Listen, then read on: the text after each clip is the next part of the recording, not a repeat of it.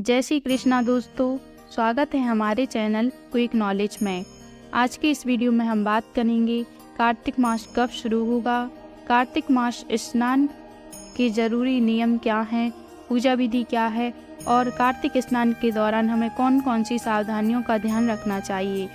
आइए अब बात करते हैं कार्तिक माह की शुरुआत। 2024 में कार्तिक माह का प्रारंभ 18 अक्टूबर से होगा।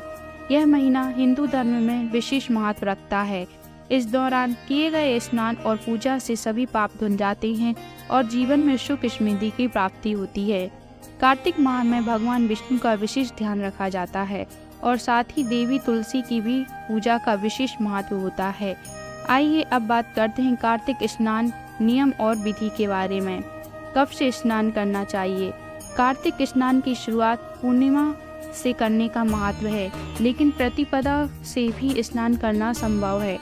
सबसे अच्छा होगा कि आप कार्तिक पूर्णिमा से स्नान करना प्रारंभ करें। स्नान की विधि।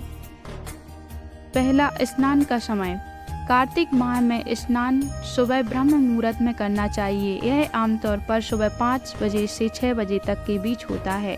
ध्यान रखें कि स्नान के लिए यह समय सर्वोत्तम होता है। दूसरा, जल का तापमान। कार्तिक स्नान ठंडे जल से किया जाता है, लेकिन अगर ठंड बहुत है तो आप गर्म पानी का उपयोग कर सकते हैं।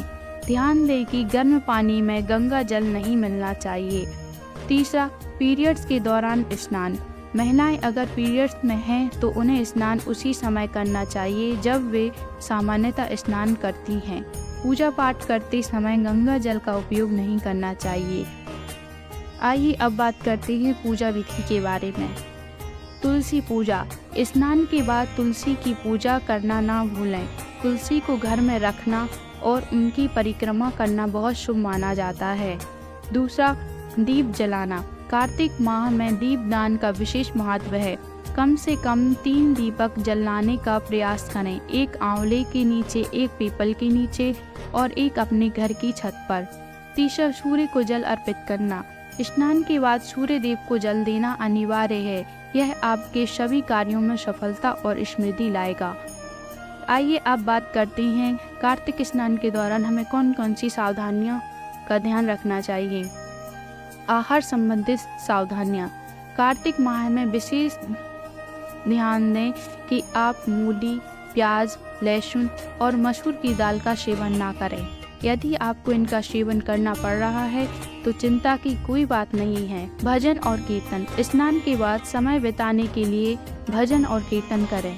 कोशिश करें कि सोने से बचें, लेकिन अगर अत्यधिक थकान हो तो थोड़ी देर आराम कर सकते हैं। नियमितता। कार्तिक माह में जितना संभव हो नियमित रूप से स्नान और पूजा करें। यदि आप 5 से 7 साल तक नियमित रूप से स्नान करते हैं तो आपके घर में धन की कमी कभी नहीं हो सकती। चौथा, परिक्रमा। तुलसी की परिक्रमा कम से कम 5 या 7 बार अवश्य करें। यह आपके जीवन में सुख और समृद्धि लाएगा। कार्तिक माह का समय भक्ति, श्रद्धा और समर्पण का है। इस दौरान किया गया स्नान, पूजा और व्रत न केवल हमारे पापों को धोता है बल्कि जीवन में खुशहाली भी लाता है।